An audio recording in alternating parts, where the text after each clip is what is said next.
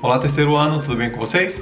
Bom, nós vamos aqui para mais uma semana de aulas virtuais e dessa vez nós vamos estudar os sais. Então é necessário que você já tenha visto previamente o estudo dos ácidos e das bases, beleza? Essa nossa aula estará dividida em dois vídeos, parte 1 e parte 2, e a conclusão desse assunto será na nossa aula ao vivo, que acontece na segunda-feira. Beleza? Então acompanha aí e vamos!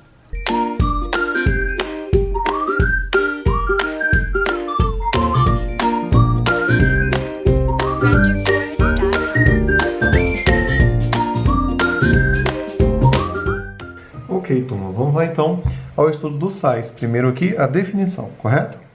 Bem, sal é todo composto que, em meio aquoso, libera pelo menos um cátion diferente de H+, e pelo menos um ânion diferente de OH-. Por quê? Se o sal liberasse somente o cátion H+, aí ele não seria um sal, ele seria um ácido. Enquanto, se ele liberasse apenas o ânion ou hidroxila, também não seria um sal, seria uma base. Então, ele tem que liberar pelo menos um cátion diferente do H+, e pelo menos um ânion diferente do OH-. E aí a gente já pode fazer um exercíciozinho com base nisso. É uma questão dos exercícios de sala, está lá na página de número 767, beleza? O enunciado vai aparecer para vocês aí na tela, mas basicamente a questão quer saber quais são os íons que são liberados aqui nessas dissociações. Então, nós vamos escrever as dissociações dessas substâncias. Bom, como é que acontece essa dissociação? A gente precisa pegar a substância e representar ela em meio aquoso. Colocando-a em meio aquoso, o que vai acontecer? Uma dissociação. A dissociação significa a separação dos íons. Então, esses aí serão os nossos íons, beleza? Os íons formados aqui nesse caso serão o K e o Cl. E é importante você saber quais serão as cargas, não é isso? A gente pode deduzir a carga do potássio com base na família dele. O potássio é um metal alcalino. Nós sabemos que os metais alcalinos formam cátions monovalentes. Como a gente só tem uma carga positiva aqui, a gente pode deduzir que o ânion também tem só uma carga negativa, é o íon Cl-. Então, essa daí é a reação de dissociação do KCl. Perceba, tivemos apenas um cátion e apenas um ânion, beleza? Não tem nem H+, nem OH-, fica então fácil defini-lo como um sal, beleza? Então, essa é uma das definições de sal. A gente vai ver daqui a pouco uma definição, eu diria que é até mais simples.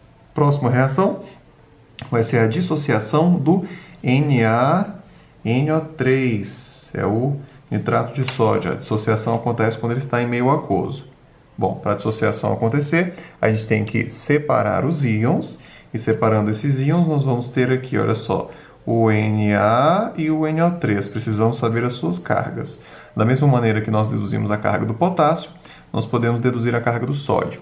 O sódio é um metal alcalino, portanto um cátion monovalente. Como eu tenho apenas o sódio e o NO3, a carga do NO3 tem que ser equivalente à carga do sódio. Por quê? Os sais são compostos iônicos e, como tais, eles são eletricamente neutros. Então, se eu tenho um cátion de carga positiva, o ânion que está ligado a ele tem que ter uma carga negativa, ok? Assim, as cargas se equilibram. Bom, próxima substância a dissociar é o sulfato de alumínio. Vamos ver aqui, ó. Para dissociar o sulfato de alumínio, nós teremos os cátions alumínio e teremos os ânions sulfato. Então, vamos ver aqui, ó. Vamos escrever os íons, o alumínio e o sulfato. E as cargas agora? Como é que nós vamos deduzir as cargas? Bom, as cargas aqui a gente pode deduzir da seguinte maneira. Pensando no que nós já estudamos lá em ligação iônica, quando nós temos aqui as quantidades dos íons, para deduzir a carga, basta a gente subir, na verdade, ó, cruzando. Então, cruzando as quantidades, a gente encontra as cargas. Então, subiu aqui ó, esse 3, a carga então do íon alumínio vai ser 3+. E essa é uma coisa que a gente já podia saber, tá bom, gente? Sempre que o alumínio está na forma iônica, ele é um cátion trivalente, alumínio 3+.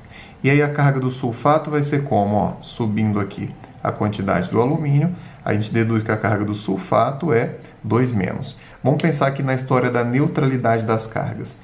Eu tenho 2 alumínios, cada alumínio tem 3 cargas positivas. Portanto, o total de cargas positivas aqui, nos nossos cátions, é 6, beleza? Mas para isso, a gente precisa representar que nós temos os 2 alumínios. Continuando, eu tenho aqui o íon sulfato, certo? O sulfato tem 2 cargas negativas. Nós temos 3 sulfatos. 3 sulfatos com 2 cargas negativas cada, significa então que nós temos 6 cargas negativas. Olha só, 6 cargas positivas, 6 cargas negativas, a gente tem então um sal que é eletricamente neutro, beleza?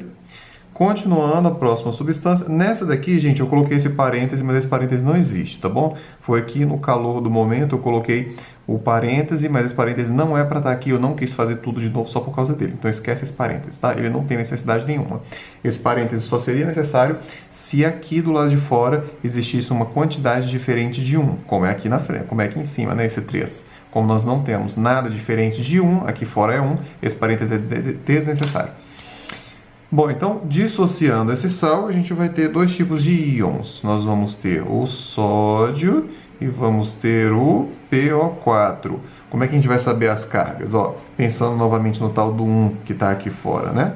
A gente pode cruzar as quantidades para encontrar as cargas. Subindo aqui, ó, cruzando, o que a gente vai ter? Esse 1 vai subir e ele diz para a gente que a carga do sódio é mais. E a gente já podia saber isso porque o sódio é um metal alcalino, certo? E esse 3 aqui, ó, a quantidade de sódio sobe e ele dá para a gente qual que é a carga do fosfato. Portanto, o fosfato é um ânion trivalente. Essa é uma coisa que você pode, gente, assim, aprender. Não queria dizer a palavra decorar, né? Mas você pode. O sulfato, SO4, é sempre 2-. O fosfato, PO4, é sempre 3-. O nitrato é sempre 1-. Beleza? Bom, para terminar, a gente tem que pensar aqui nas quantidades, né? Olha só, nós temos 3 sódios. Então, olha só, 3 sódios, cada sódio é mais, 3 cargas positivas, e o fosfato tem 3 cargas negativas, beleza?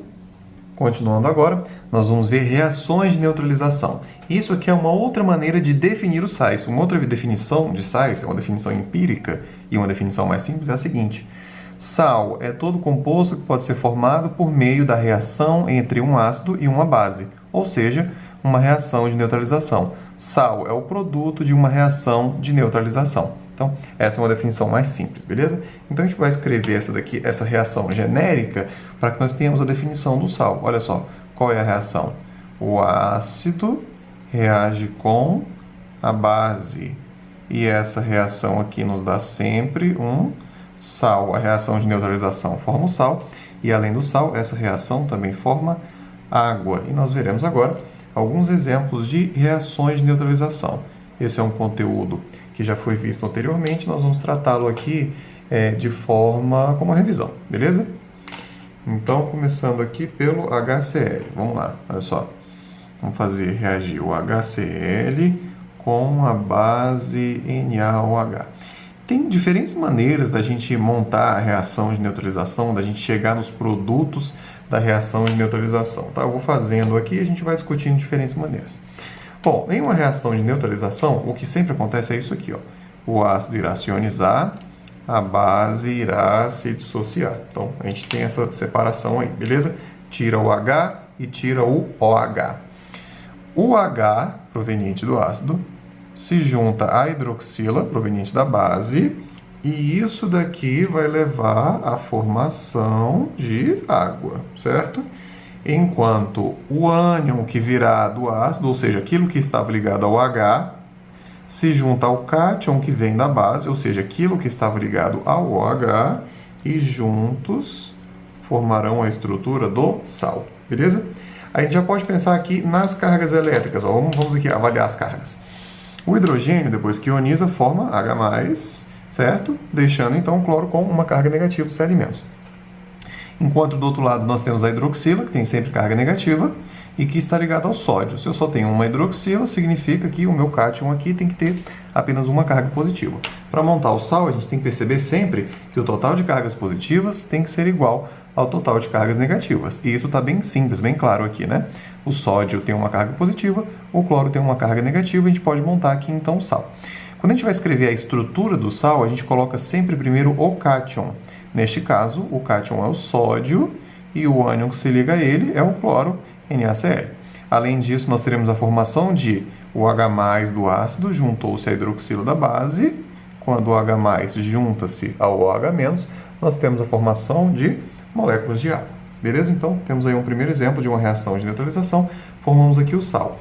Este sal é o cloreto de sódio, porém a nomenclatura, as regras de nomenclatura, a gente vai deixar para o próximo momento. Beleza?